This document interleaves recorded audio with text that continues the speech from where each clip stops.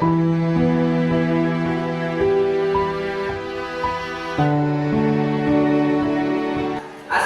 warahmatullahi wabarakatuh. Waalaikumsalam warahmatullahi wabarakatuh. Selamat pagi.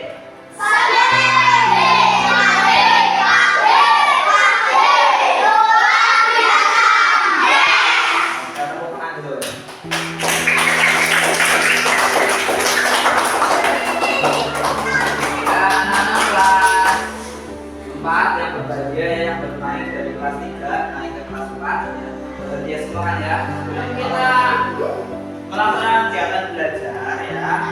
Ini ada keyakinan kelas dulu. Kamu pengen tahu kenapa kau harus ada keyakinan kelas?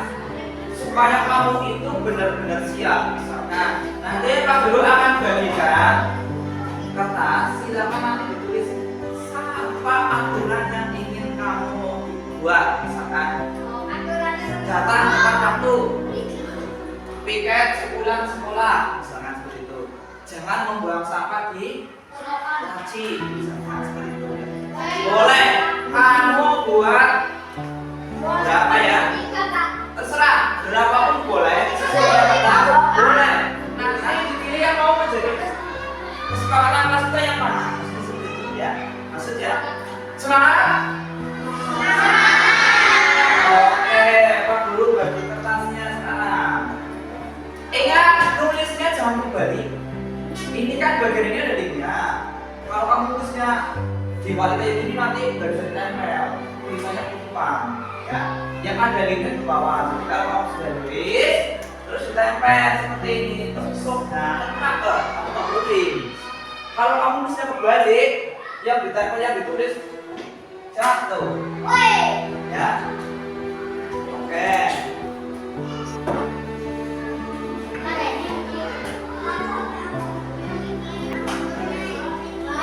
Nah, silakan ditulis. Setelah ditulis nanti ditempel di sini sebelah sini. Nanti kita pilih Pak Guru bacakan nanti kalau pilih. Mau tulisan warna apa?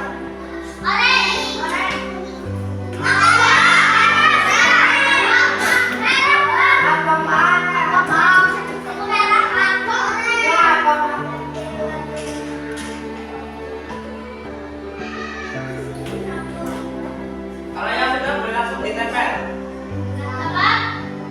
Ya, yang sudah langsung ditempel seperti Pak Guru itu di bawahnya.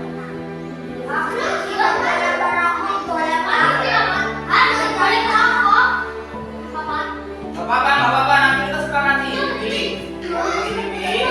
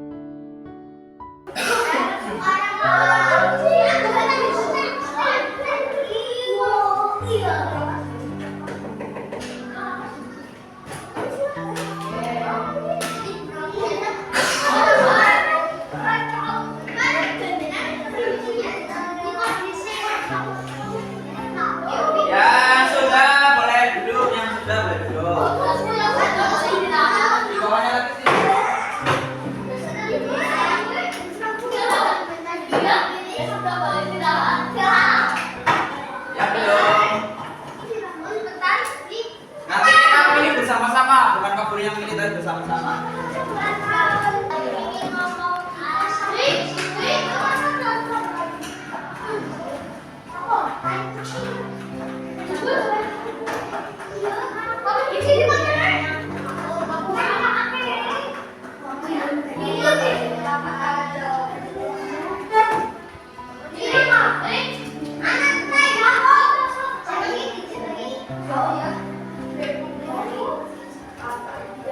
Sudah semuanya?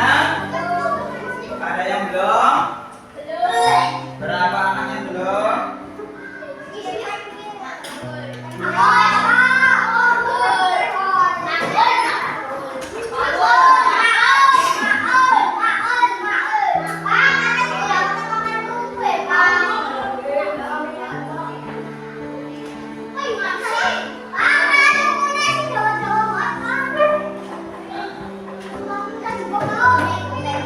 Di sini Pak Guru tuliskan ya.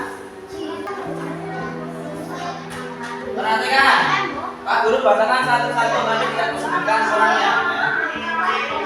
Perhatikan, tidak boleh menulis di meja atau di dinding.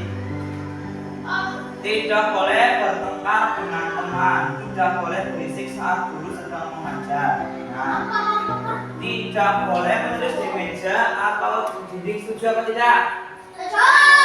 Oke, tulis dulu di papan guru ya. Nanti tidak boleh menulis di meja, maksudnya ini kalau menulis cuma menulis di meja artinya kan ini berarti bukunya di atas meja juga menulis di meja.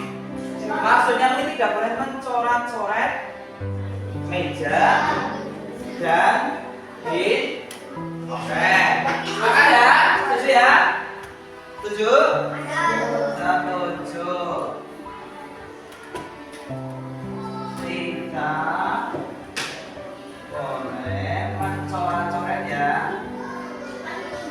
Mencoret meja. Mencoret meja dan tembok apa dinding? Oke. Terus yang kedua, tidak boleh bertengkar dengan teman. Ya berarti kalau tidak boleh bertengkar, tidak berkelahi, tidak boleh berkelahi, tidak boleh bertengkar dengan teman ya, setuju ya?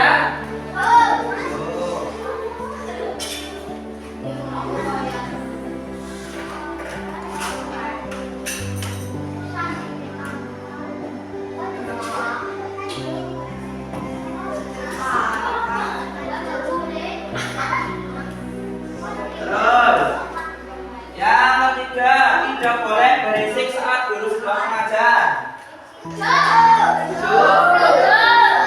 Oke, kita Sasanawi datang lebih awal, tidak boleh membuang sampah di laci, tidak makan di dalam kelas saat pelajaran. Oke, sepakat yang mana? Datang lebih awal, ini sudah otomatis ya. Mau dimasukkan ke dalam aturan apa dilewati?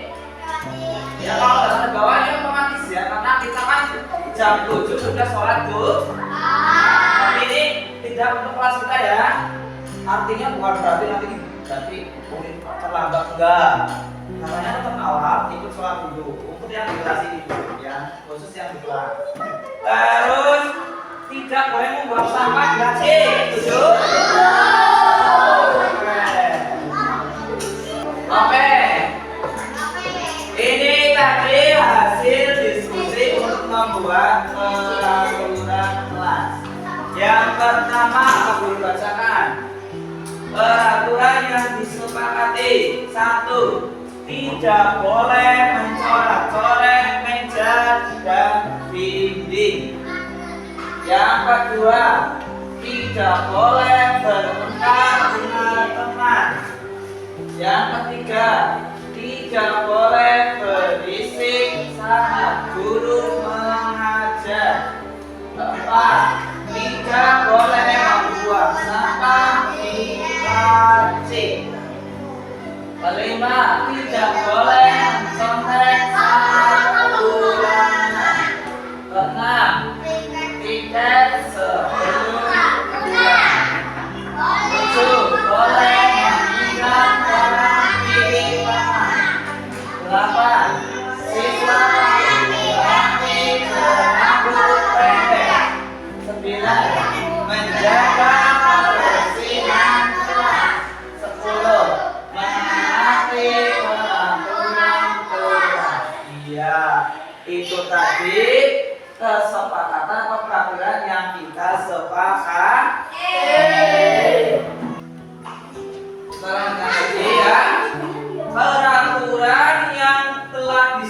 ini kan masih menggunakan kalimat negatif, ada kata-kata tidak, ada kata-kata tidaknya, berarti ini masih negatif. Kita akan merubahnya menjadi kalimat yang positif. Ini di sini tertulis 10. Ya, mari kita bersama-sama menuliskannya. Langsung ini diketikkan di bak dulu ya, menggunakan Canva. Ini kita akan merubah peraturan yang sudah kita buat ini menjadi kalimat yang positif. Ini kan masih negatif. Tidak boleh mencoret-coret meja dan dinding. Kalau ini tidak boleh menggunakan kalimat negatif. Ini bukan berarti terus tidaknya hilang, jadi boleh mencoret-coret ya, tidak ya. Maksudnya menjadi yang positif. Tidak boleh mencoret-coret meja dan dinding. Kita ganti dengan ya boleh menjaga fasilitas sekolah.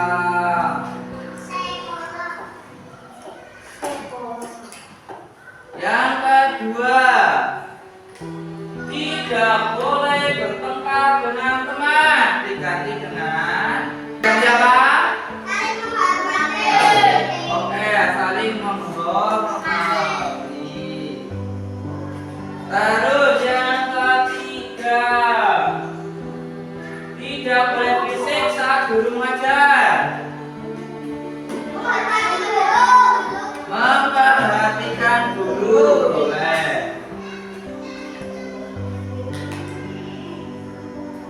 Yang keempat, tidak boleh membuang sampah di laci. Jadi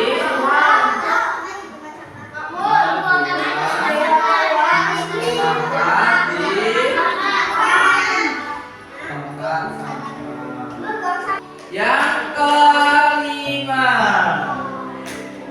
tidak boleh mencontek saat ulangan. Mengerjakan ulangan dengan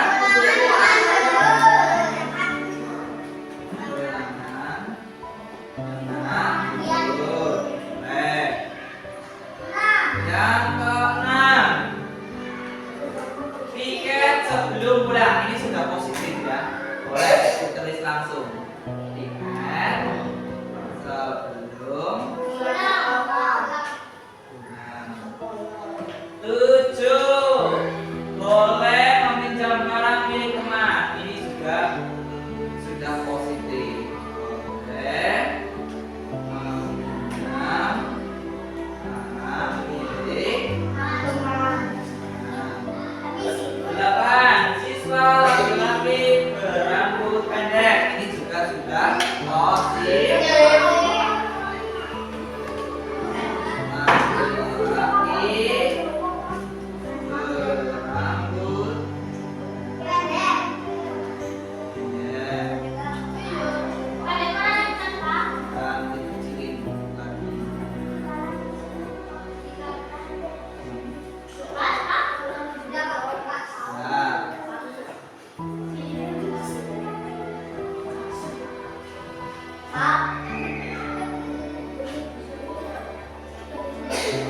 Yang ke-9, menjaga kebersihan kelas. Ini juga sudah positif.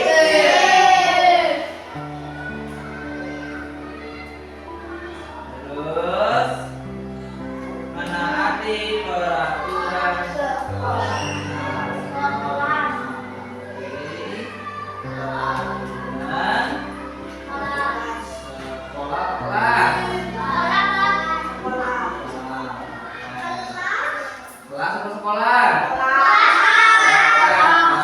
Ini adalah 10. Kira-kira masih ada yang perlu ditambahkan di sini? Oke, peraturan kelas yang sudah kita bentuk ini adalah yang pertama kita lihat kembali.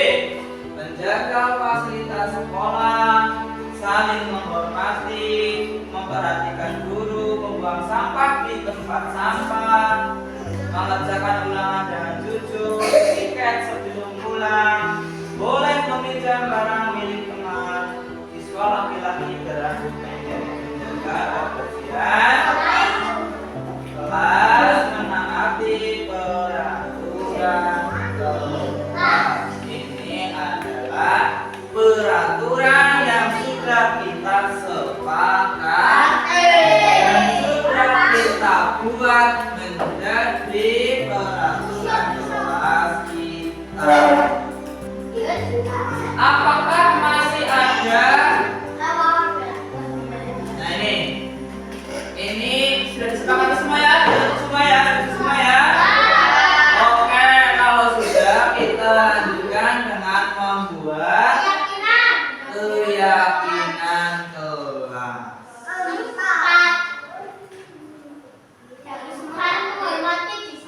Perhatikan yang pertama, menjaga fasilitas sekolah.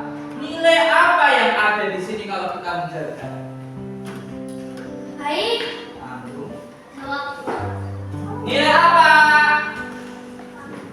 Tanggung jawab. Betul. Tanggung.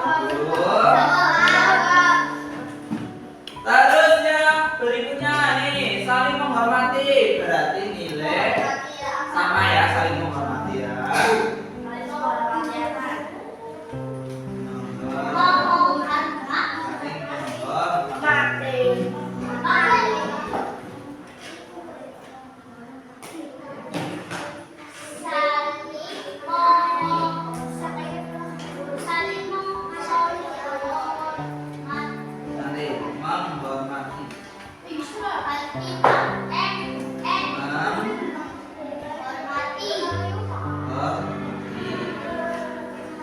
Terus ada lagi yang tadi berikutnya, memperhatikan guru. Terus membuang sampah di tempat sampah. Memperhatikan guru apa ini?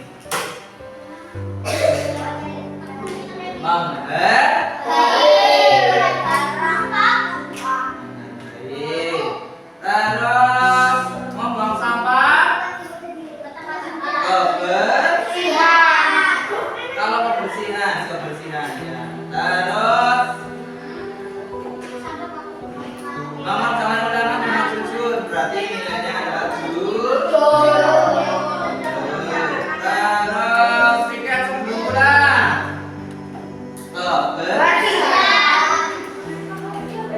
Juga bisa juga tanggung jawab ya seperti tadi. Boleh meminjam barang milik.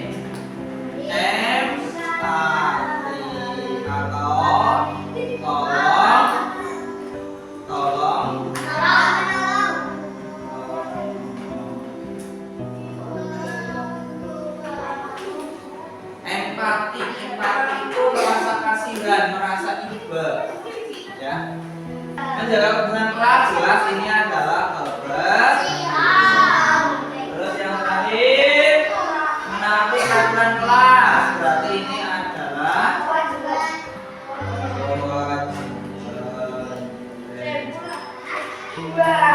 atau apa? Disiplin. Oke. Ini kita sudah membentuk nilai keyakinannya, ya. Nilai-nilainya, keyakinan kelas, nilai kebajikannya sudah ada. Tanggung jawab, saling mengerti, menghargai kebersihan, jujur, kebersihan, empati, tolong menolong, sopan, kebersihan, kewajiban. Oke. Dari nilai keyakinan ini, mari kita kalau yang sama kita hilangkan, dia tidak terlalu banyak. Ada yang perlu dihilangkan? Kebersihan, belum ya. Biar tidak kebanyakan. Terus kebersihannya ini dibuang. Ini satu lagi. Terus tanggung jawab, saling mengerti, menghargai kebersihan, jujur, empati, tolong menolong, sopan, disiplin ya. Ini wajibnya dikasih dengan disiplin. Ada lagi yang perlu digabung?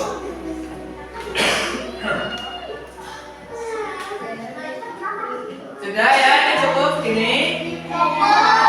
Oke, kalau sudah cukup, perhatikan nilai kebalikan yang ada ini. Ya. Kita sudah menentukan keyakinannya. Ada 8 keyakinan ini. Ya,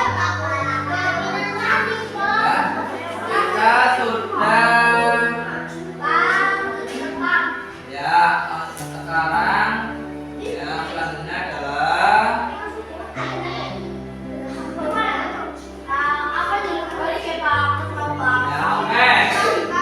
Jadi ini sudah jadi. Yang ini kita saja. Nah, ini adalah keyakinan kelas kita ya. Nilainya adalah tanggung jawab. Nanti ini adalah tanggung jawab saling menguatkan, menghargai, kemudian jujur, empati, tolong menolong, sopan, disiplin. Ini adalah keyakinan daripada kelas kita. Sudah setuju semua? Nanti ini Pak Guru print. Nanti kamu tanda tangan. Semuanya tanda tangan. Dikasih kamu. Oke, ketik. Dulu nanti tinggal tanda tangan di atasnya ya.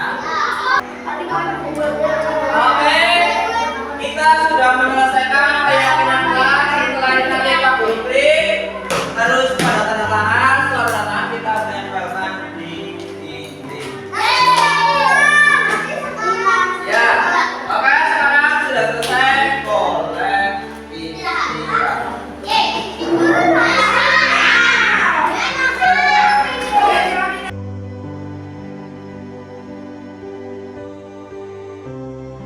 Ya, saya lagi ya. Assalamualaikum warahmatullahi wabarakatuh. Waalaikumsalam warahmatullahi wabarakatuh.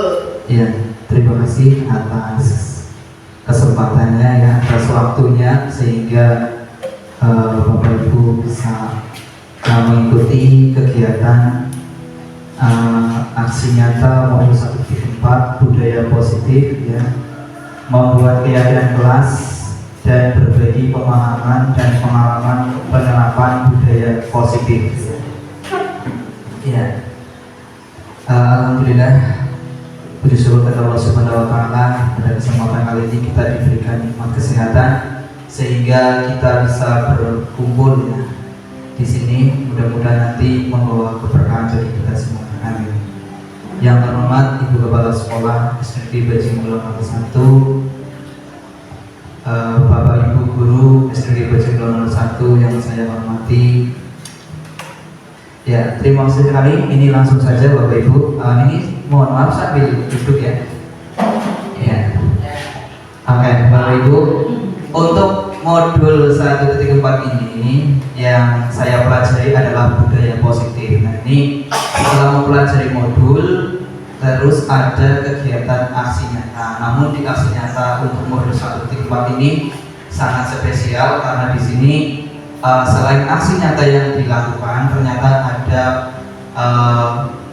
yang perlu diunggah lagi, yaitu berbagi pemahaman dan pengalaman penerapan budaya positif. Nah, ini jadi ada 2 materi seperti itu yang diunggah, dan ini nanti diunggah ke dalam PMM ya, diunggah bukti karya nanti. Jadi selain kalau di PMM ada setiap modul ada aksi nyatanya, di sini juga nanti selain yang di dalam modul itu ternyata ini nanti ada bukti karya juga nanti diunggah di situ. Nah, sehingga harapannya setelah diunggah di situ banyak orang yang melihat, kemudian termotivasi, kemudian menerima materi tersebut dan bisa diterapkan. Intinya itu menyebarluaskan ya, kenapa harus diunggah seperti itu. Kemudian langsung saja ya, untuk aksi nyata modul 1.4 budaya positif ini saya beri judul membuat keyakinan kelas 4 dan berbagi pemahaman dan pengalaman penerapan budaya positif di SD Bajinglon 01. Kemudian untuk di sini Ini ada beberapa pertanyaan romantik Bapak Ibu yang perlu kita jawab nanti bersama-sama ya. Bapak Ibu setuju atau tidak setuju, ini nanti cukup dijawab setuju atau tidak setuju. Yang pertama, hukuman dapat mendisiplinkan anak. Bapak Ibu kira-kira setuju atau tidak setuju? Setuju ya. Oke, saya kunci jawabannya dari dulu. Kemudian pemberian hukuman dengan hal positif seperti membaca atau membersihkan halaman sekolah dapat meningkatkan disiplin anak. Setuju atau tidak setuju? Setuju. Oke. Kemudian yang selanjutnya, memberi penghargaan dapat meningkatkan motivasi belajar anak. Setuju? Iya.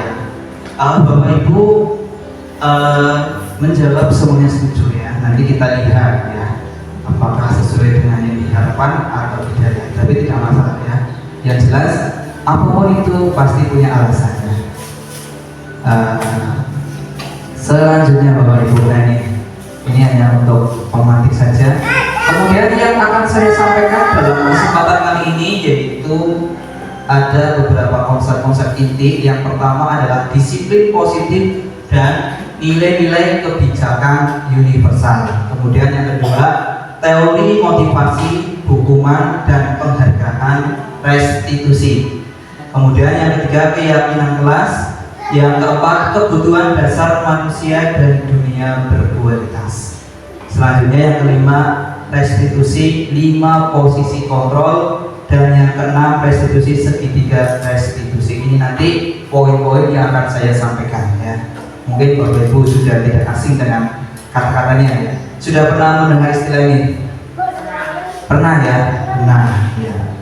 Terutama yang pertama, disiplin positif ya. Kalau Bapak Ibu langsung kita mulai dari yang pertama, disiplin positif dan nilai-nilai kebijakan universal. Nah, oke, perubahan paradigma. Coba Bapak Ibu saya ajak dulu untuk seperti yang ada dalam kegiatan. Ada A dan B, Anda dan teman Anda ya, nanti bisa dipraktekkan. Sebelah sobeklah secari kertas kecil, tuliskan benda atau sesuatu yang sangat berharga untuk Anda. Letakkan di salah satu ya, tangan Anda dan genggam benda tersebut atau sesuatu dengan segala daya. Buatlah sebuah kepalan ya. Nanti dikepal. Teman Anda B akan mencoba dengan sekuat tenaga dengan berbagai cara untuk meminta Anda memberikan benda tersebut. B bisa membujuk, mengancam, menghardik, merayu, menyuap, apa saja agar dapat membuka kepalan tangan Anda ya. Ya coba kita praktekkan sebentar ya.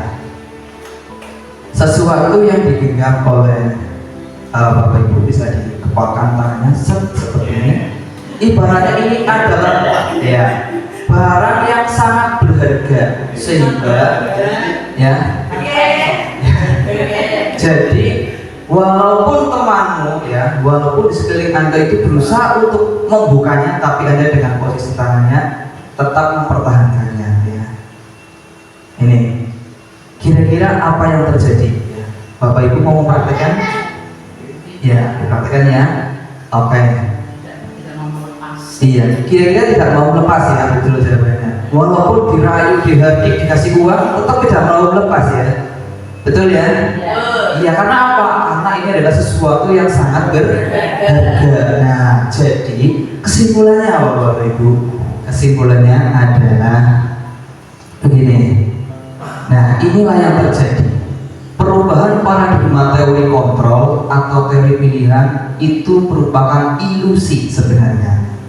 Ilusi. Jadi itu cuma hayalan ya sebenarnya ya. Ilusi kan hayalan seperti itu ya. Jadi kalau kita menganggap ilusi guru mengontrol murid, apakah betul guru benar-benar bisa mengontrol murid? Ternyata tidak. Itu hanya sebuah ilusi. Karena apa? Menurut Ki Hajar Dewantara, anak itu adalah ibarat kertas yang sudah memiliki bayangan. Jadi guru itu hanya menebalkannya saja. Jadi bukan kertas kosong. Kalau selama ini mungkin kita mengenalnya kertas kosong, tapi ternyata Ki Hajar itu eh, menyatakan bahwa anak itu bukan secari kertas yang kosong yang boleh sesuka hati digambar oleh orang tua, guru. Ternyata tidak. Tetapi apa? Guru itu hanya menuntun, menebalkan laku daripada si anak itu. Jadi kita tidak bisa, ibarat tanaman padi tidak mungkin akan diubah menjadi jagung. Tanaman padi tidak bisa dirawat dengan cara kita merawat tanaman jagung. Tetapi yang bisa apa? Kita lakukan dengan merawatnya tanaman padi itu supaya terhindar dari hama, kemudian terhindar dari penyakit sehingga dapat tumbuh dengan subur. Begitu juga seorang pendidik. Seorang pendidik tidak akan bisa menjadikan anak itu, memaksa anak itu jadi ini jadi itu, nggak bisa. Yang bisa adalah mengarahkan, menuntun, memupuk bagaimana anak itu bisa berkembang sesuai dengan kodrat alam dan kodrat zaman. Kenapa seperti itu? Karena kalau saat ini kita pendidikan sekarang harus sama dengan yang dulu, itu tidak akan bisa, karena zaman itu selalu berkembang. Ya, bahkan sekarang anak sudah menguasai teknologi, jadi guru pun harus ikut berkembang. Jadi yang namanya pendidikan harus mengikuti kodrat alam dan kodrat zaman, dan ini sudah disampaikan oleh Bapak Ki Hajar Dewantoro sebelumnya, ya, seperti itu. Yang kedua adalah ilusi bahwa kritik dan membuat orang merasa bersalah dapat menguatkan karakter. Kemudian ilusi bahwa semua penguatan positif efektif dan bermanfaat. Ilusi bahwa orang dewasa memiliki hak untuk memasak. Nah, ini yang tadi saya sampaikan berkaitan dengan filosofi Ki Hajar Dewantoro. Jadi semuanya itu ilusi, Bapak Ibu, ya. Jadi cuma ilusi. Jadi adalah perubahan paradigma dari teori kontrol menjadi teori pilihan atau ilusi. Nah, Bapak Ibu, perubahan paradigma stimulus respon, ya, ini teori kontrol pilihan. Nah, siapa sesungguhnya memiliki kontrol? Seperti tadi, ketika tangan dikepalkan, ya, kemudian temannya berusaha untuk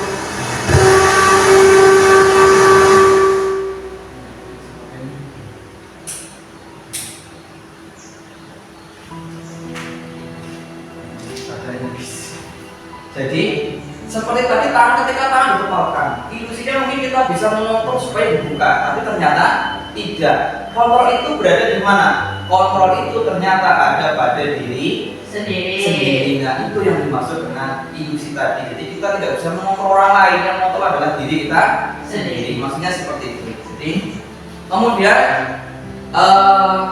stimulus respon ini juga dulu berkembang teori stimulus respon kemudian teori pilihan seperti ini.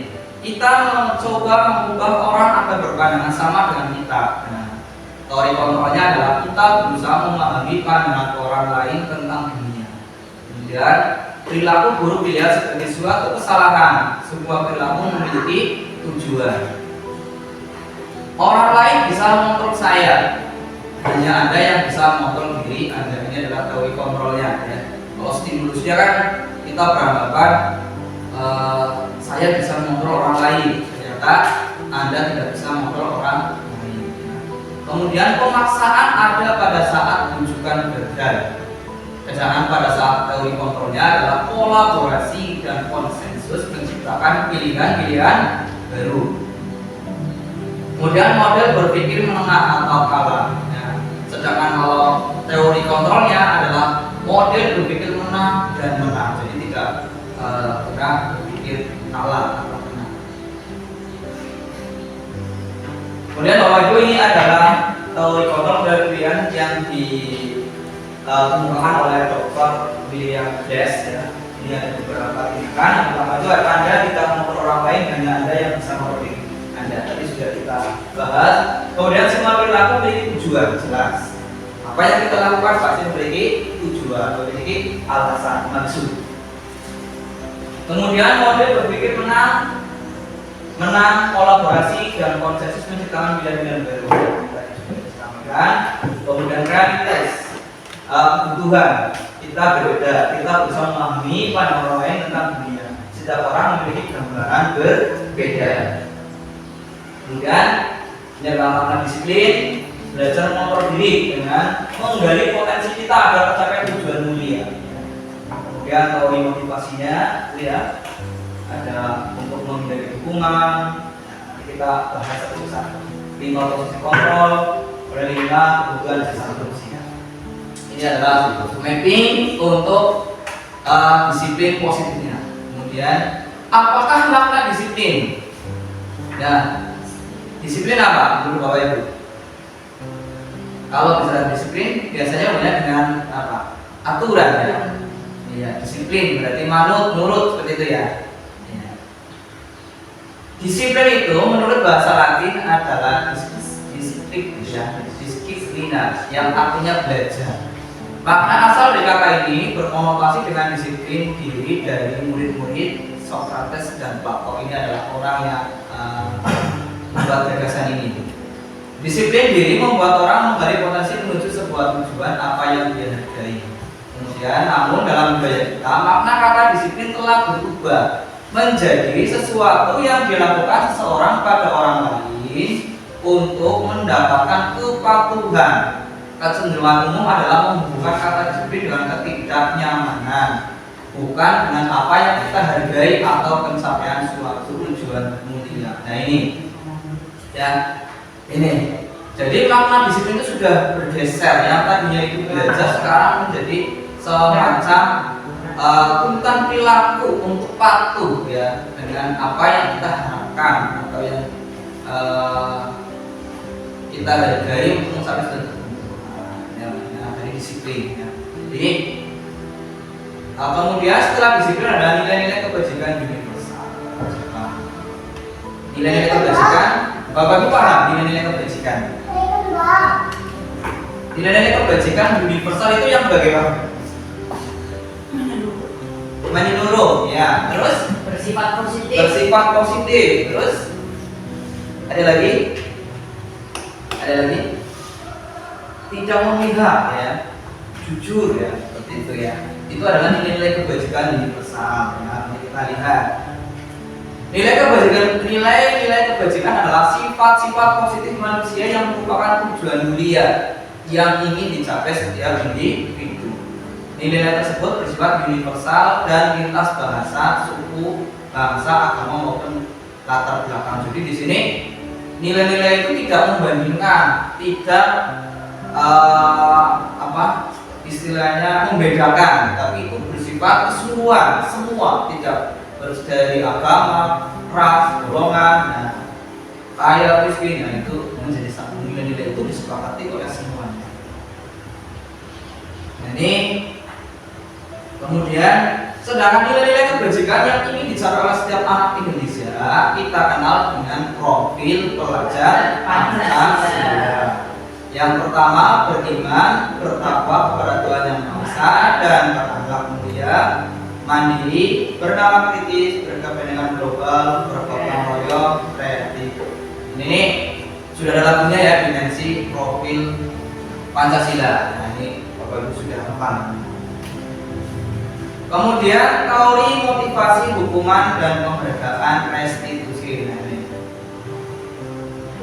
Bapak Ibu, teori motivasi atau perilaku manusia. Teori motivasi perilaku manusia. Nah ini pertama, untuk menghindari ketidaknyamanan atau hukuman. Ya yang tadi ternyata biasanya ini ditandai dengan apa yang akan terjadi apabila saya tidak melakukannya. Ini jelas sekali untuk menghindari hukum.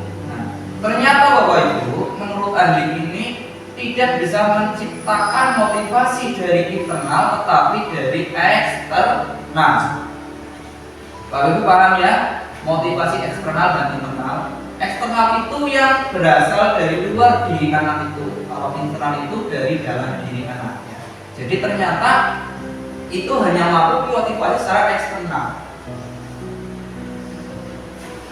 Kemudian yang kedua, untuk mendapatkan imbalan dari orang lain atau institusi. Ini biasanya apa yang akan saya dapatkan apabila saya melakukannya, imbalan ya. penghargaan. Ini juga motivasinya, motivasi eksternal. Kemudian untuk menghargai diri sendiri. Nah, ini saya akan menjadi orang yang seperti apa bila saya melakukannya. Nah, ini adalah motivasi internal, tujuan disiplin positif. Jadi tujuan disiplin positif yang kita bentuk adalah untuk memunculkan motivasi internal, ya, baik untuk diri kita sendiri maupun untuk anak-anak. Nah, merdeka. Menurut Ki Hajar Dewantara, merdeka itu artinya tidak hanya terlepas dari perintah, akan tetapi juga cakap buat memerintah diri sendiri. Ini ada di Ki Hajar Dewantara, Pemikiran Konsepsi Keteladanan Sikap Merdeka, cetakan 5 2013 halaman 469. Jadi merdeka itu tidak hanya terlepas dari perintah, cakap memerintah diri sendiri. Ini jadi seorang anak kita pun pasti menginginkan merdeka. Siapa sih yang mau dikendalikan orang lain? Kan seperti itu. Siapa sih yang mau diperintah, disuruh seperti itu? Artinya itu merdeka. Ya, jadi semua orang itu menginginkan merdeka. Nah, ini Bapak Ibu yang tadi kita sampaikan. Kita ini seringkali dihukum oleh penghargaan, Bapak Ibu. Maksudnya adalah penghargaan berlaku sama dengan hukuman. Dalam arti meminta atau membujuk seseorang melakukan sesuatu untuk memenuhi suatu tujuan tertentu dari orang yang meminta atau membujuk. Dorongannya eksternal dan ada faktor ketergantungan. Beberapa dampak dari pemberian penghargaan ini yang dimuatkan oleh Al-Firqan 1993 ini sebagai berikut. Jadi pengaruhnya jangka pendek dan jangka panjang. Jadi ketika mungkin tidak ada penghargaan atau tujuan yang diraih, anak itu sudah tidak termotivasi lagi. Ya. Misalkan, oke, kalau kamu larinya cepat, saya beri uang 2.000. Lah 2.000, Pak, 5.000 ya. Berarti itu ada sesuatu yang dibujuk. Artinya itu tidak motivasi dari diri sendiri. Kalau motivasi dari diri sendiri, misalkan, ayo kita lari-lari supaya apa? Sehingga yang merasakan sehat siapa? Jadi saya ingin lari karena bukan saya ingin mendapatkan uang, tapi saya ingin sehat. Seperti itu adalah motivasi. Saya belajar bukan untuk mendapatkan imbalan, tapi biar saya paham, biar saya tahu, biar saya imbang. Berarti itu karena dorongan dari intuisinya seperti itu. Terus penghargaan menghukum. Kenapa kok penghargaan menghukum, Bapak Ibu? Ada yang mau berpendapat? Ya. Kenapa kok menghukum? Ibaratnya seperti ini, Bapak Ibu. Si A selalu mendapatkan, sedang B tidak pernah mendapatkan penghargaan sama sekali. Akhirnya si A otomatis apa? Kan berbangga. Sedangkan si B bagaimana perasaannya? Sedih kan? Masa aku atau juara? Masa aku selalu nilainya jelek? Karena ini menghukum yang lain. Bisa saja dalam satu kelas yang dapat video anak itu terus, sedangkan yang lain tidak pernah dapat. Akhirnya menimbulkan apa? Kecemburuan sosial. Akhirnya ya lah mesti kaya lah. Akhirnya apa? Bukannya motivasi yang meningkat, tapi akan down. Iya, lunturkan motivasi. Kemudian penghargaan mengurangi ketepatan. Nah, ketepatan ini maksudnya adalah tujuan pembelajaran kita. Maksud yang kita tuju itu harusnya mereka paham, mereka menguasai, karena ada imbalan ini yang tujuannya itu mengurangi, jadi tidak tercapai dengan maksimal.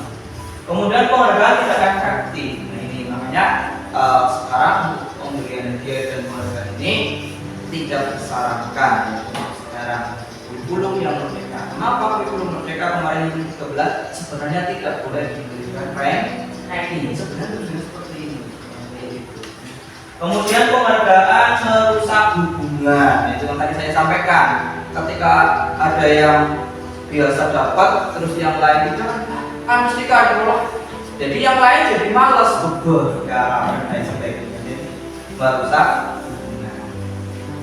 Kemudian penghargaan menurunkan kualitas, ya, yang harusnya tadi bersaing. Kalau yang namanya kita meningkatkan prestasi, kan harus ada persaingan di situ. Kalau cuma satu saja nanti kita tidak ada persaingan, otomatis ya kita berbagai diri dan lain sebagainya. Penghargaan mematikan kreativitas, ya ini sudah dijelaskan. Penghargaan mengurangi motivasi intrinsik, ini juga tadi sudah saya singgung. Nah ini makanya kita sekarang ini sebenarnya dihukum oleh penghargaan. Ya. Kemudian bentuk program kebajikan atau apresiasi. Nah ini. Lalu apa? Misalkan kita tidak boleh memberikan penghargaan, bukan berarti tidak boleh memberikan penghargaan atau hadiah. Yang dimaksud di sini adalah dalam bentuk mungkin sebagai materi atau seperti uang, seperti itu ya. Nah, dalam program kebajikan apresiasi ini adalah memberikan apresiasi kemampuan. Perlu diingat ada beberapa hal. Pengakuan secara khusus, pengakuan secara pribadi, pengakuan kepada semua murid bergantian. Beri pengakuan secara konsisten, fokus pada proses. Jadi kita proses ini. Jadi kalau ujian boleh. Tapi misalkan yang seperti ini, anak harus salah. Apa misalkan kita salahkan? Oh, kamu salah seperti ini. Nah ini nggak boleh. Yang perlu kita lakukan, kita hanya menggunakan kalimat positif. Ya. Misalkan, Febri, jawabanmu sudah bagus, tapi kurang tepat. Tidak sesuai dengan yang dimaksud soal ini, ya. Tapi sudah bagus, Pak Guru beri apresiasi. Sudah berani maju menulis di depan. Walaupun anak itu salah, tetapi dia tidak akan merasa minder, ya, salah kayak gitu. Tapi akan termotivasi. Nah, jadi perlu ditingkatkan lagi, perlu belajar lagi, membaca lagi. Ya, macam itu. Kemudian ini adalah contoh pengakuan apresiasi atau kebajikan. Misalkan seperti ini. Nah, kemarin saya perhatikan. Nah, ini di sini sudah ada nilai kebajikannya. Apa? Rasa empati. Ya. Nah, ini. Kemudian situasinya pada saat menolong murid baru di kelas kita, misalkan seperti itu. Ini adalah situasi adalah di mana terjadinya. Ini sebenarnya seperti itu. Kemudian saya menghargai. Ini nilai kebajikannya adalah kepedulian. Ya, kepedulian. Kemudian situasinya pada saat kamu membantu teman-teman di tugas kelompok. Ya, seperti itu. Kemudian ada terima kasih. Ini juga merupakan rasa tanggung jawab, ada nilai kebajikan. Nah, coba Bapak Ibu. Ini ada beberapa tindakan guru, kemudian kita tentukan ini maksudnya hukuman atau konsekuensi. Bapak Ibu sudah tahu hukuman itu atau konsekuensi apa? Kan seperti itu. Pertama, mencatat 100 kali di dalam buku kalimat. Saya tidak akan terlambat lagi karena terlambat ke sekolah. Ini jadi mencatat 1 kali di dalam buku karena terlambat ke sekolah. Kalimatnya adalah saya tidak akan terlambat lagi. Ini kira-kira hukuman apa konsekuensi? Hukuman ya. Terus lari mengelilingi lapangan basket 2 kali karena terlambat dari di sekolah. Apa konsekuensi? Hukuman. Ini dulu ya, nanti kita murid diminta untuk push up 15 kali karena tidak menggunakan masker ke sekolah. Hukuman atau konsekuensi? Hukuman. Ya. Menggantikan kertas tugas teman yang telah dicoret-coret. Konsekuensi. Membersihkan tumpahan air di meja tulis karena tersenggol pada saat belajar. Konsekuensi. Murid disuruh untuk mengenakan sepatu seharian di sekolah karena tidak mengenakan sepatu hitam. Bagaimana? Hukuman atau konsekuensi? Hukuman. Lari mengelilingi lapangan basket 2 kali karena terlambat 10 menit. Ini ada sama dengan hukuman. Bagaimana? Oke, kita lihat jawabannya. Yang pertama, mencela sekali adalah hukuman. Ya. Kemudian lari mengelilingi juga hukuman. Murid diminta untuk push up, ini hukuman. Menggantikan kertas, ini adalah konsekuensi. Membersihkan tumpahan juga konsekuensi. Murid disuruh, nah ini adalah hukuman juga. Lari mengelilingi lapangan pakai 2 kali kan selama 10 menit konsekuensi. Iya. Kenapa konsekuensi? Karena di dalam pelajaran ini kan sudah masuk pelajarannya, bukan pada saat kalau datang terlambat itu kan di awal. Itu masuk peraturan sekolah. Kalau ini kan sudah berhubungan dengan ini kan lari mulai lapangan basket 2 kali kan selama 10 menit untuk pelajaran PJMK. Karena ini kita di materinya di pelajarannya. Kalau datang terlambatnya itu berhubungan mungkin ya karena itu peraturan sekolah. Kalau ini kan berhubungan dengan pelajaran. Konsekuensinya ya harus lari karena terlambat. Lanjut perbedaan hubungan dan konsekuensi Bapak Ibu. Jadi hubungan itu adalah sesuatu yang menyakitkan harus terjadi. Ini hukuman. Apakah hukum tidak sakit? Sakit Bapak Ibu. Pasti merasakan. Bisa saja anak itu nanti terngiang-ngiang. Dulu saya pernah dihukum Pak Aris. Lurus lari, push up seperti itu. Anak itu akan membekas, teringat. Biasanya seperti itu. Saya dulu pernah seperti itu. Karena hukuman itu sangat menyakitkan dan membuat tidak nyaman. Nah, sedangkan konsekuensi ini adalah harus terjadi. Konsekuensi adalah berdasarkan apa yang diyakini sebenarnya. Ya, jadi kamu tahu konsekuensinya. Kalau kamu tahu Pak harus pilih lapangan paling harus membersihkan. Berarti itu anak itu dari dirinya sendiri yang sadar kalau kita memberi hukuman itu kan kehendak kita seperti itu. Kemudian kalau dengan hukuman itu biasanya anak belajar untuk menyembunyikan kesalahan supaya apa tidak dihukum. Tetapi kalau konsekuensi adalah anak belajar untuk mematuhi peraturan. Kalau hukuman konsep diri yang buruk, konsekuensi konsep diri yang baik. Ini adalah beberapa perbedaan. Nah, dari apa yang sudah kita pelajari dari tadi, tentang konsekuensi, nilai kebajikan, nilai positif, kita akan melanjutkan ke restitusi. Nah, mungkin istilahnya baru ini ya. Apa itu restitusi? Restitusi adalah proses menciptakan kondisi bagi murid untuk memperbaiki kesalahan mereka sehingga mereka bisa kembali pada kelompok mereka dengan karakter yang lebih kuat. Restitusi juga merupakan proses kolaboratif yang mengajarkan murid untuk mencari solusi untuk menyelesaikan masalah mereka dan membantu murid berpikir tentang orang seperti apa yang mereka ingin menjadi tujuan dia dan bagaimana mereka harus memperlakukan orang lain. Ini adalah restitusi. Jadi restitusi.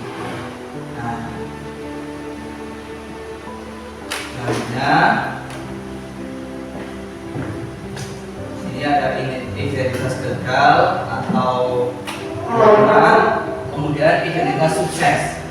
Identitas gagal atau hukuman yang pertama adalah menekan sesuatu yang menyakitkan harus terjadi. Ini namanya hukuman. Konsekuensi adalah sesuatu harus terjadi. Sedangkan restitusi adalah merupakan pilihan. Jadi kita memberikan solusi di sini. Kemudian tidak nyaman untuk murid atau anak untuk jangka waktu panjang. Konsekuensi juga sama, ya. Cuman waktunya itu pendek. Kemudian kalau restitusi adalah menguatkan untuk murid anak dalam jangka waktu panjang. Nah, anak dilatih bertanggung jawab di sini. Murid atau anak akan tersakiti. Kemudian konsekuensi dibuat tidak nyaman, tetapi kalau restitusi adalah mendapatkan penguatan. Ini adalah perbedaan. Jadi dari perbedaan ini hukuman itu cenderung ke arah yang negatif. Kemudian konsekuensi itu netral. Kalau restitusi adalah positif. Ya. Nah, kita sering juga melihat orang yang dihukum istilahnya residivis tapi melakukan kesalahan nanti dihukum lagi. Kenapa? Mereka tidak kapok dengan itu. Berarti tidak timbul motivasi dari dalam, tapi itu memang hanya dari luar. Ya, seperti itu. Nah, ini 9 ciri institusi. Memperbaiki hubungan bukan untuk menutup kesalahan, namun untuk belajar dari kesalahan. Memperbaiki hubungan, tawanan bukan paksaan. Restitusi menuntun untuk melihat ke dalam diri. Restitusi mencari kebutuhan dasar yang mendasari tindakan. Restitusi diri adalah cara yang paling baik. Restitusi fokus pada karakter bukan tindakan. Restitusi fokus pada solusi. Restitusi mengembalikan murid yang berbuat salah pada kelompoknya. Nah ini restitusi. Nanti restitusi itu ada 3 ya, alurnya, tahapannya nanti kita pelajari. Selanjutnya Bapak Ibu, ini adalah keyakinan kelas. Ya, ini sudah selesai ya. Keyakinan kelas. Nah ini Bapak Ibu kemarin kita sudah membuat sebuah keyakinan kelas ya. Nah ini. Mengapa tidak peraturan saja? Mengapa harus keyakinan kelas? Ayo. Kira-kira kenapa kok peraturan saja? Mengapa harus keyakinan kelas? Nah, kita lihat ada yang pertama. Mengapa kita memiliki peraturan harus menggunakan helm bila mengendarai kendaraan roda 2? Ini kenapa? Panas, keamanan, terus yang lagi takut dibilang polisi, menaati tata tertib, terus ada lagi yang berpendapat? Sebenarnya kita ambil kesimpulan dari nilai kebajikan dari yang pertama. Mengapa kita memiliki peraturan harus menggunakan helm bila mengendarai kendaraan roda 2? Nah ini aspeknya adalah nilai kebajikannya gimana? Pertama adalah keselamatan ya, jelas. Jadi kita menggunakan helm itu karena kita sadar bahwa helm ini bisa melindungi kita dari bahaya ketika kita jatuh. Maka nilai kebajikannya ini adalah keselamatan. Ini ya. Kemudian yang kedua, mengapa kita memiliki peraturan 3M, menggunakan masker, mencuci tangan, dan menjaga jarak 1,5 meter. Ini kenapa? Kesehatan. Ya, kesehatan kebajikannya gitu ya. Mengapa kita memiliki peraturan harus datang tepat waktu pada saat mengikuti pelatihan? Disiplin. Terus lagi yang lain? Iya. Tanggung jawab. Kategorinya disiplin, tanggung jawab. Terus menghargai orang lain juga. Yang jelas ketika kita ada pelatihan datang lebih awal, kita tidak ketinggalan materi. Seperti itu ya. Terus untuk mendorong motivasi intrinsik, kembali ke nilai keyakinan lebih mengarah seseorang dibanding mengikuti serangkaian peraturan. Jadi kalau kita sudah paham tentang nilai-nilai keyakinan kita, otomatis kita tidak harus polisi pun kita pakai helm, ya seperti itu maksudnya. Jadi kita sadar dari motivasinya dari nah ini yang dalam ini adalah peraturan kelas. Peraturan kelas akan menunjukkan sebuah keyakinan kelas. Setelah keyakinan kelas tumbuh akan setelah keyakinan kelas akan menjadikan lingkungan yang positif. Lingkaran. Kemudian di lingkaran terakhir yang terbentuk adalah budaya positif. Ini adalah rangkaiannya. Jadi kita tidak bisa langsung budaya positif diterangkan selang, nggak bisa. Harus dimulai dari yang kecil di kelas. Peraturan kelas dulu terlebih dahulu, kemudian dibentuklah keyakinan kelas. Lingkungan positif, budaya positif di sekolah baru. Nah, Bapak Ibu, yang mana yang merupakan keyakinan kelas? Yo, mengapa? Ini datang tepat waktu mengucapkan salam. Ini kira-kira peraturan kesepakatan kelas apa keyakinan ini? Datang tepat waktu mengucapkan salam.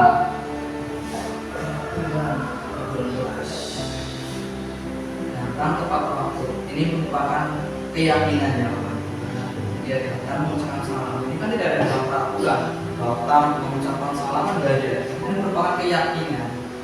Kemudian menjaga kebersihan sekolah, keyakinan atau peraturan. Ya. menjaga kebersihan sekolah. Ini kira-kira keyakinan apa perahu? Keyakinan. Berdoa sebelum lalu sudah kelihatan. Ini juga keyakinan. Keyakinan. Aktif dalam pembelajaran juga keyakinan. Tertib ini juga keyakinan. Nah di sini kami guru dan murid yang saling menyayangi, ini adalah keyakinan. Keyakinan di mana? Keyakinan kelasnya dari menjaga kebersihan adalah kebersihan. Kemudian kami guru dan murid saling menyayangi. Nah, ini adalah di sini adalah saling menyayangi keyakinannya. Kami murid yang semangat belajar. Nah, ini juga keyakinannya adalah semangat. Peduli. Nah, sebenarnya seperti itu. Nah, kegiatan pendalaman keyakinan kelas ini, Bapak Ibu kalau mau membuat sebuah keyakinan kelas nanti dilanjutkan dengan tabel T dan Y ya. Bapak Ibu T dan Y. T itu apa? Terdengar, terlihat, terus berperilaku. Terus ada lagi contohnya di sini. Nah ini hormat ya. Ini adalah contoh hormat. Terdengar bagaimana? Kami meyakini bahwa sangat penting untuk menghormati semua orang. Nah ini orang lain. Terus bekerja, kami meyakini bahwa diterima dan memiliki. Nah, nanti kita bisa terapkan ya, di dalam kita membahas sebuah keyakinan. Ya, nanti saya akan bertanya seperti ini. Terdengar. Satu orang berbicara, yuk saya bantu. Nah, yuk saya bantu. Kemudian kita bisa selesaikan ini bersama. Tolong ya. Nah ini terdengarnya. Kan kita akan terdengar. Kita mendengar. Terlihatnya berempati terhadap perasaan seseorang, berempati. Kemudian mendengar maksud sama, berbuat baik, berbagi, itu masuklah pada progres. Nah kalau berperilaku yang bagaimana? Berperilaku itu adalah misalkan tersenyum ramah, itu adalah perilaku. Terdengarnya tadi saya satu orang berbicara, yuk saya bantu. Nah perilakunya bagaimana? Tersenyum. Masa yuk kita bantu, saya bantu kalau sambil istilahnya apa promote kan nggak mungkin, pasti senyum, yuk saya bantu. Nah ini berperilaku, makanya di sini ini adalah tabel Y, terdengar, terlihat, berperilaku. Nah, kemudian yang T-nya bagaimana? Tampak seperti, tidak tampak seperti. Nah jadi seperti ini, datang tepat waktu, tidak tampak seperti, sering hadir terlambat. Menyapa teman dan guru setiap hari, tak acuh kepada teman dan guru untuk bersikap acuh. Nah ini nanti Bapak Ibu bisa mengamalkan lagi nanti terus bekerjanya tampak seperti tekun bekerja dan menyimak guru, tidak mendengarkan guru dan acuh tak acuh, menyerahkan tugas tepat waktu, tugas tidak diberikan. Nah ini merupakan tabel ini dari hormat ya, ini dari nilai keyakinan hormat maksudnya ya. Kemudian ini tuh coba Bapak Ibu untuk pemahaman peraturan keyakinan kelas selalu kembalikan buku ke tempatnya. Ini kira-kira keyakinan apa peraturan? Keyakinan kelasnya apa kira-kira? Selalu kembalikan ke tempatnya, kembali buku ke tempatnya. Keyakinannya apa ini? Berarti nilainya tanggung jawab. Dilarang mengganggu orang lain. Kalau mengganggu orang lain, ini hubungannya dengan orang lain. Apa saja? Bisa menghormati, bisa menghargai ya. Terus bisa juga apa? Yang lain. Hadir di sekolah 15 menit sebelum pembelajaran dimulai. Ini keyakinan kelasnya apa? Disiplin. Dilarang melakukan kekerasan. Ya ini hubungannya dengan yang lain. Menghormati. Dilarang menggunakan narkoba. Ini narkoba. bisa juga kesehatan, bergantian atau giliran. Nah, ini disiplin. Gunakan masker, kesehatan, jangan berlari di kelas atau koridor. Jangan berlari di kelas. Nilainya apa nih? disiplin, Keselamatan. Ini bisa saja jatuh ya, lari-lari jatuh. Nah, ini tadi disampaikan ya. Terus, nah ini Bapak Ibu, kebutuhan dasar manusia. Ya. Jadi kebutuhan dasar manusia itu sebenarnya ini bertahan hidup. Ya. Jadi semua manusia itu sudah memiliki sifat dasar atau kebutuhannya adalah bertahan hidup. Maka manusia cenderung mempertahankan dirinya, survival di sini. Jadi tidak ada manusia yang tidak mempertahankan hidupnya, pasti mempertahankan hidupnya. Nah, kebutuhan dasarnya apa? Bertahan hidup di sini. Kasih sayang dan rasa diterima. Ini pasti semua orang membutuhkan ini. Kasih sayang dan rasa diterima. Terus penguasaan. Cenderung kita ingin mengontrol orang lain, kemudian mempengaruhi orang lain. Nah, ini maksudnya ke dalam penguasaan. Terus kebebasan.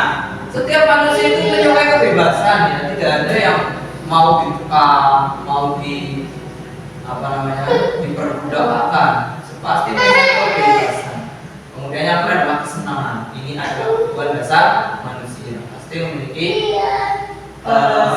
cita-cita, hobi, kesenangan, apa yang diinginkan. Ini adalah merupakan kebutuhan dasar manusia yang cenderung selalu ingin dipertahankan. Nah, itu makanya bertahan hidup masuk di lingkaran yang paling tinggi. Ini kebutuhan dasar manusia. Jadi,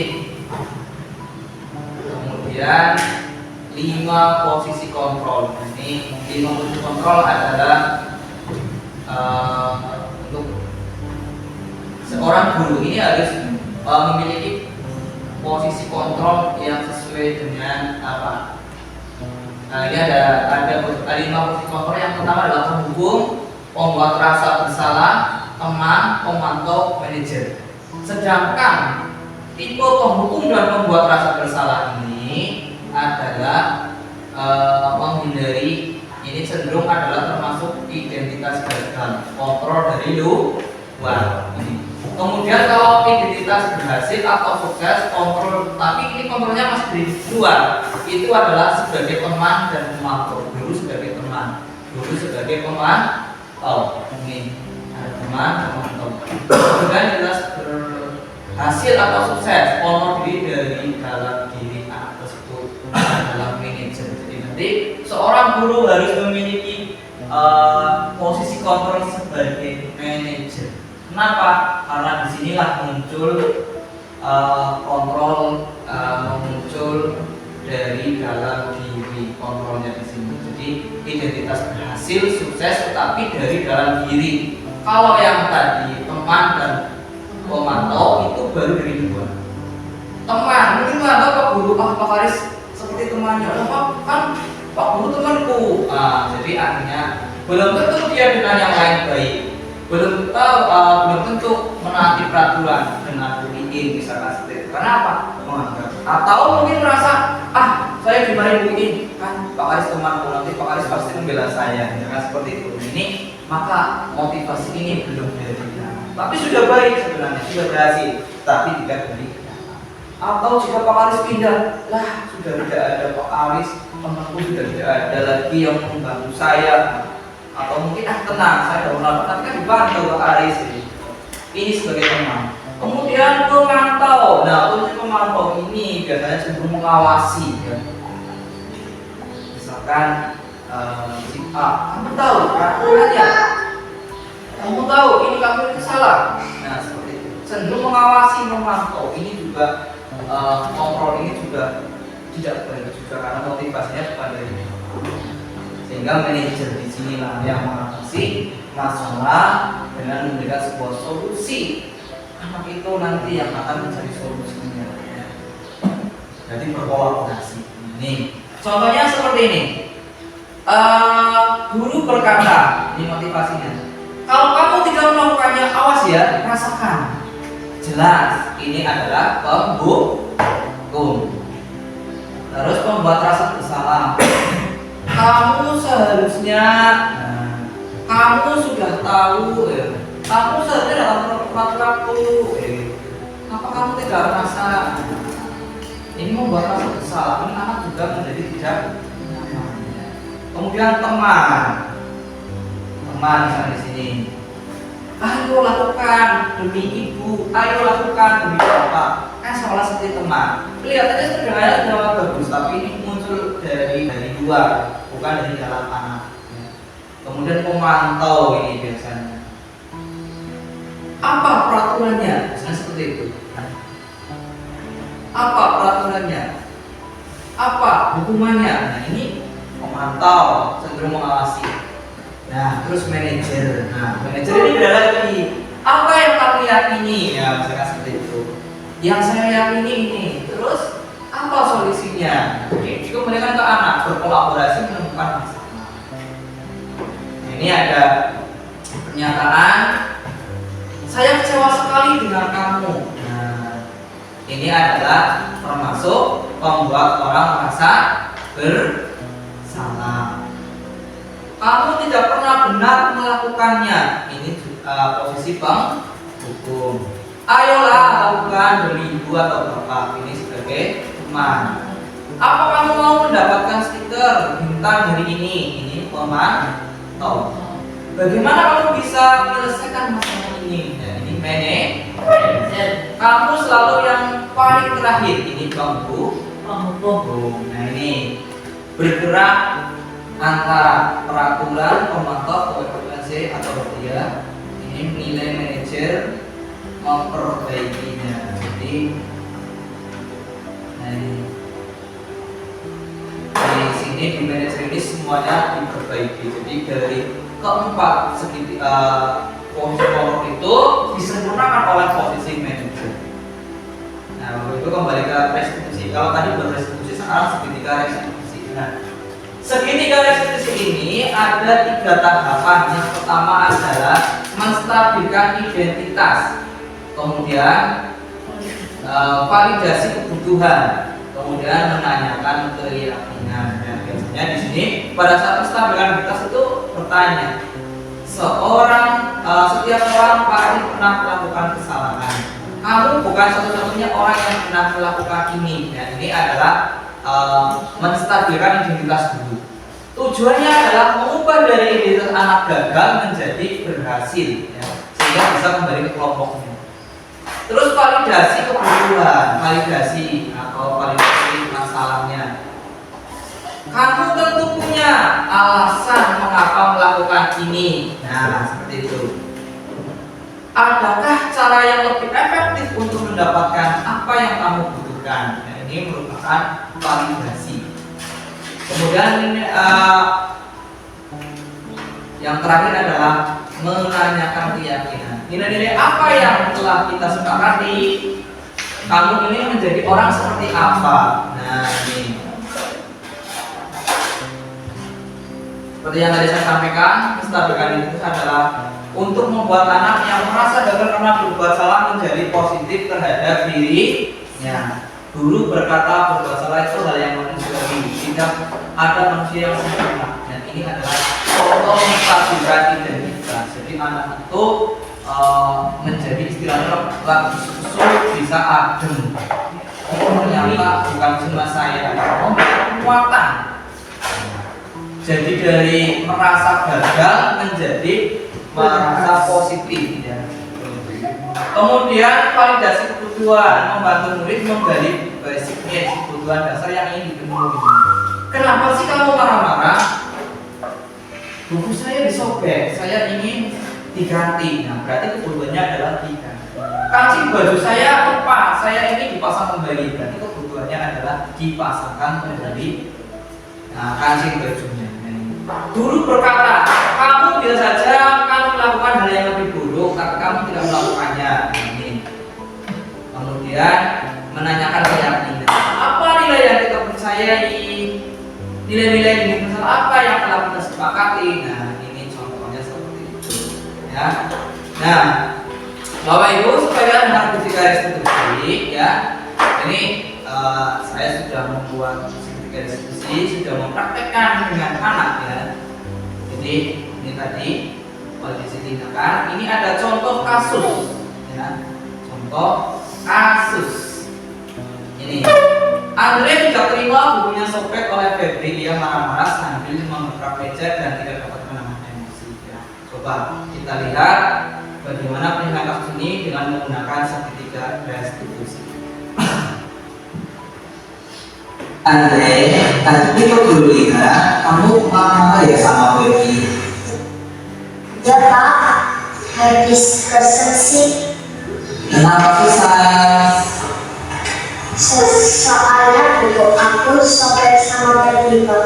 Oh gitu, ya wajar lah. Kalau kamu marah dan kesal terhadap Baby, kalau Pak Guru ada di posisi kamu, Pak Guru juga akan melakukan hal yang sama. Lalu apa yang kamu lakukan? Saya marah-marah Pak. Saya maki-maki Febri ambasador. Saya dobrak mejanya Pak. Oh gitu, kamu melakukan seperti itu pasti ada alasannya. Iya Pak, masa buku aku disobek? Ya wajarlah kamu merasa marah karena kamu tidak rela bahwa kamu disobek sama teman. Tapi Pak Guru sangat menghargai kamu karena kamu tidak melakukan hal yang lebih dari itu, misalnya memukul atau menyebeli. Coba sekarang kita pikirkan tindakan kamu marah-marah sampai mengejar-ngejar, apakah sudah sesuai dengan keyakinan pastikan? Iya Pak. Menurut kamu keyakinan kelas apa yang sudah kamu langgar? Saya menghormati antara teman. Ya betul. Menurut kamu saling menghormati antar teman itu penting tidak? Penting. Jadi kalau menurut kamu penting, keyakinan apa yang perlu kamu lakukan jika kamu sedang marah? Harus lebih sabar Pak. Apa yang Andre akan lakukan untuk memperbaiki masalah ini? Saya harus lebih bersabar dan menahan amarah saya. Kalau buku sobek, saya akan tanya baik-baik dan melapor kepada Pak Guru. Ya, tepat sekali tindakan kamu, deh. Tetap semangat ya, dan sekarang kamu kembali ke kelas. Iya Pak. Ini contoh penerapan segitiga restitusi dari mengubah identitas gagal, kemudian menvalidasi tindakan yang salah dan menanyakan keyakinan. Ini adalah sebuah contoh. Ya, ada lagi kasus yang berikutnya yaitu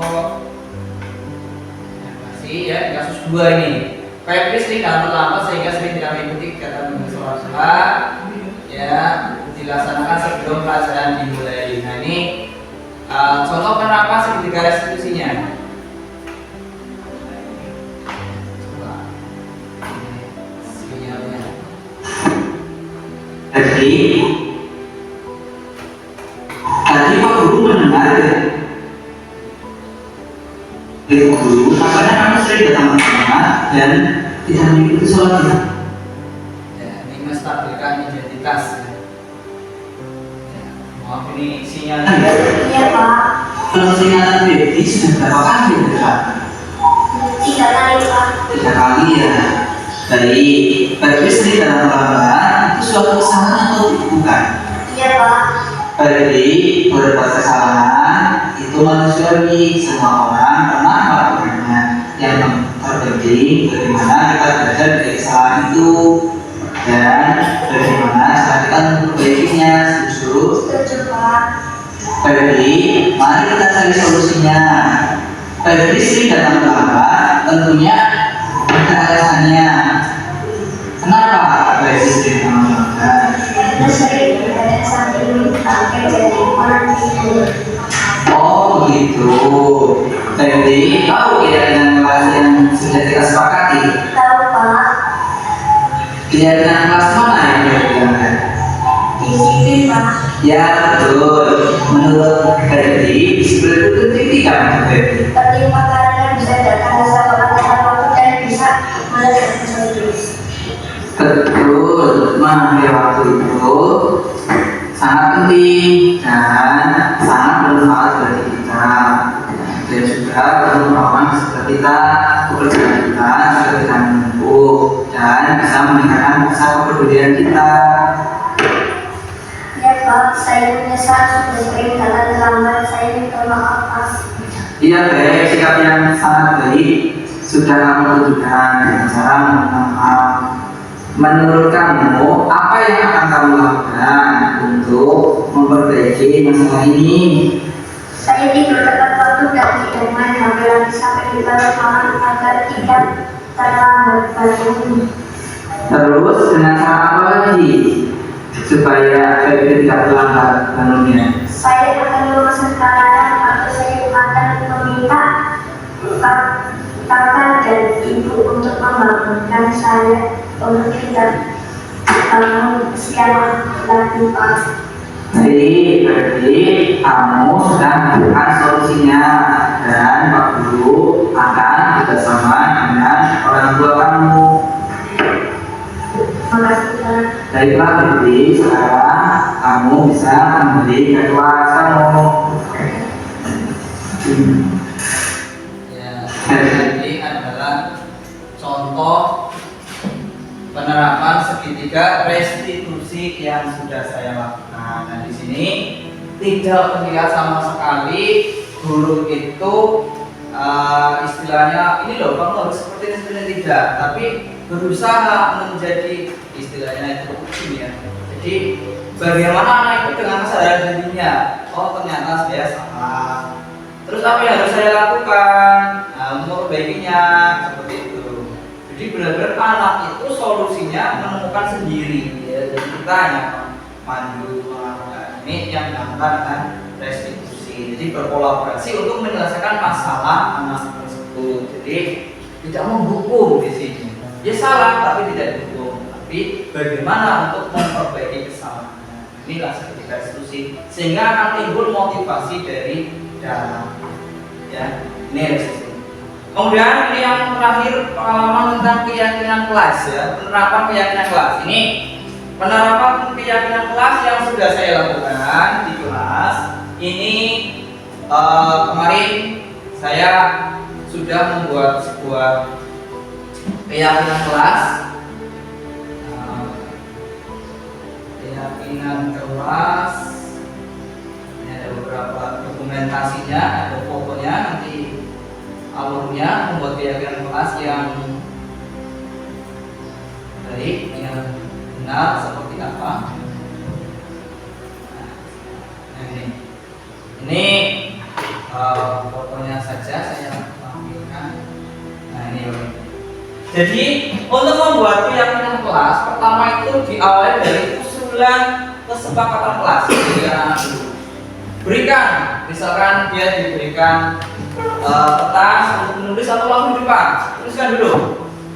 Usulan apapun tidak masalah, bisa dengan cara ditempel di depan seperti ini. Nah, setelah usulan-usulan itu ditempelkan, anak itu sudah mengusulkan semuanya, baru kita tuliskan menjadi peraturan yang disepakati. Baru peraturan ada. Di sini kadang ada yang sama, berarti nanti dihilangkan, ambil salah satunya. Setelah tersepakati seperti ini, kemudian dibacakan ulang. Biasanya di sini masih ada kalimat-kalimat negatif, seperti tidak boleh mencoret-coret meja dan dinding, seperti ini contohnya ya. Tidak boleh bertengkar dengan teman.